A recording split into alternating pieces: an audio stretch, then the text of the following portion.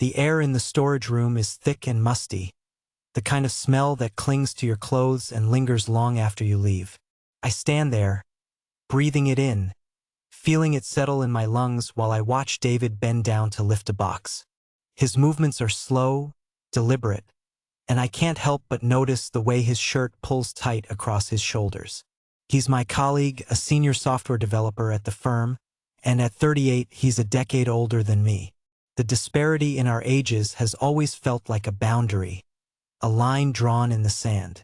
But today, in this cramped, dimly lit room, that line feels as thin as the dust coating the cardboard boxes piled around us. "Come on, help me with this," David says, gesturing to the box in front of him. His voice is low, gravelly, and it sends a shiver down my spine. Not from fear, but from an exhilaration I can't quite explain. I take a breath, pushing my reservations aside. "Sure," I say, kneeling beside him. My knees sink into the cold concrete, and as I reach for the box, our hands brush against each other. It's a fleeting touch, but it feels electric, igniting an awareness I can't ignore. "I could use a little muscle around here," he adds, a hint of warmth in his tone, but there's something else beneath the surface, an intimacy that makes me question everything.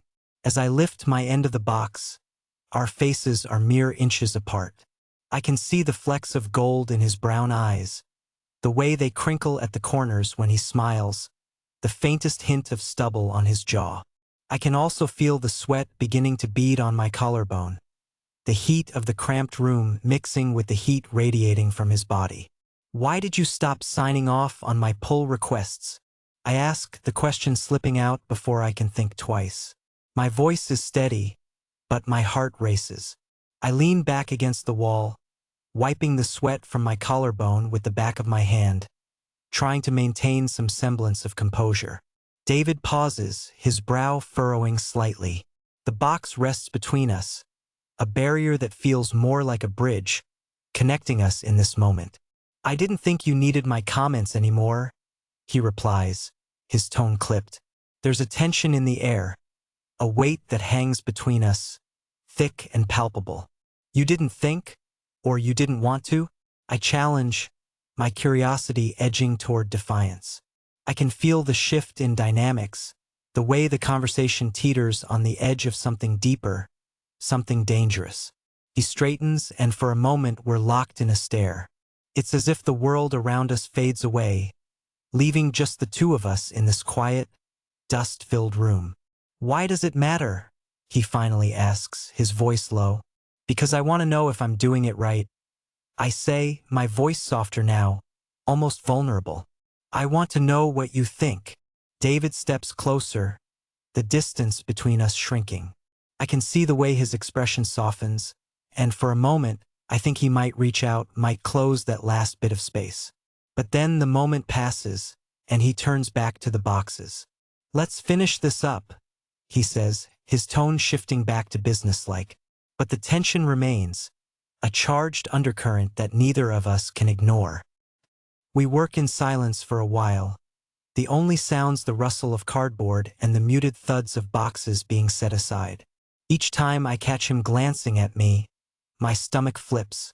I'm acutely aware of the way the dust motes dance in the shaft of light coming from the flickering overhead bulb, the way the shadows play across his face.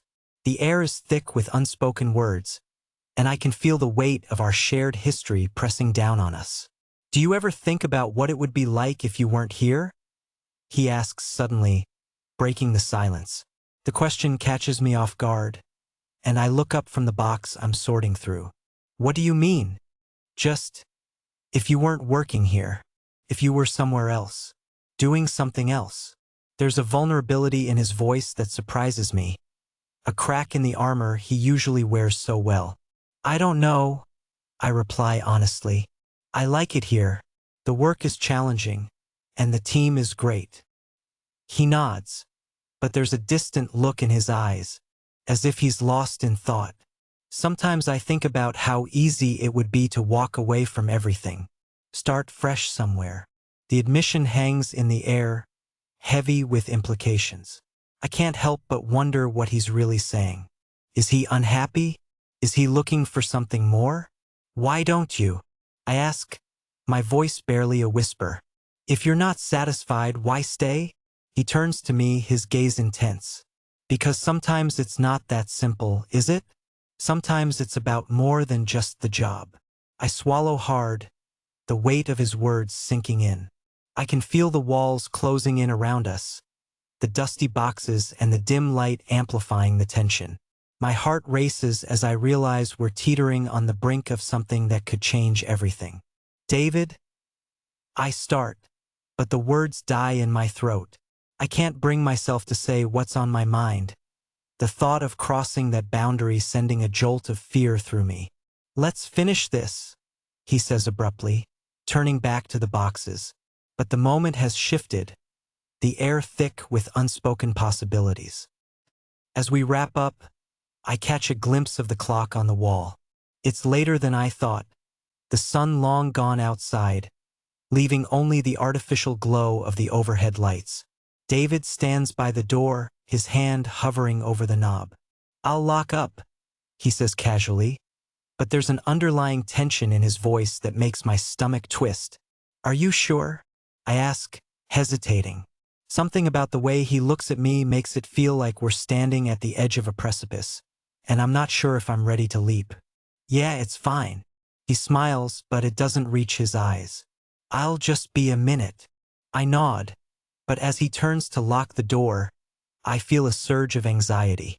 David? I call out, my voice trembling slightly. Wait. He pauses, looking back at me, and in that moment, I can see the uncertainty mirrored in his gaze. It's as if we both know we're crossing an invisible line, and the air crackles with anticipation. What is it? He asks, stepping closer again. The distance between us has vanished, and I can feel the heat radiating off him, the familiar scent of his cologne mixing with the dust in the air. Why did you really stop signing off on my pull requests? I ask, my heart racing. Was it something I did? Did I disappoint you? His expression shifts, a flicker of something darker crossing his face. It's not you, it's complicated. Complicated how? I push, my curiosity getting the better of me. He runs a hand through his hair, frustration flickering in his eyes. Because I don't want to hurt you, and I don't want to mess things up. By caring, I challenge, stepping even closer. The tension between us is palpable, a magnetic pull that draws me in. By wanting something I can't have, he replies, his voice barely above a whisper. I can feel the weight of his words, the truth behind them, and for a moment we're both silent, the world outside fading away. What if I want it too? I say, my voice steady, but my heart pounds in my chest. David's gaze locks onto mine, and I see the flicker of 1,000 emotions play across his face. Desire, fear, longing. It's intoxicating, and I can feel the air between us thickening, pressing down like a weight. Do you? He asks, his voice low. Maybe. I reply, my heart racing. He steps closer, the air charged with unspoken possibilities. I can see the conflict in his eyes, the way he's wrestling with his instincts, with the boundaries we've carefully maintained. But then the moment shatters. The sound of a phone vibrating against the concrete floor pulls us back to reality. David's expression shifts, a flash of annoyance crossing his face as he reaches for his phone, glancing at the screen. I have to take this, he says, stepping away from me, the distance between us suddenly feeling insurmountable. Okay, I say, my heart sinking as he walks to the other side of the room. The moment has slipped away, and I can feel the weight of what could have been pressing down on me. He speaks softly into the phone, but I can't make out the words. The connection we shared moments ago feels like a distant memory, replaced by the harsh reality of our professional lives. I can't help but feel the loss, the sudden emptiness where intimacy had been. I look around the storage room, the boxes stacked haphazardly, the dust swirling in the air. I can feel my heart racing, a mixture of frustration and longing coiling inside me. When he hangs up, he walks back over, his expression unreadable. "Sorry about that," he says, his tone clipped. "What were we talking about?" "Nothing," I reply, forcing a smile that doesn't quite reach my eyes. "Just work stuff." He nods, but I can see the disappointment etched in the lines of his face. The moment of connection has faded, and I wonder if we'll ever find our way back to it. As I walk to the door, David reaches for the handle, but then hesitates. "I don't want things to change between us," he says, his voice low and serious. "Neither do I reply, my heart aching at the thought. He looks at me, and for a moment, I see the flicker of something more, an understanding, a bond that runs deeper than just colleagues. But then he pulls back, the walls going up again. "Let's just keep it professional," he says, the words hanging in the air like a heavy weight.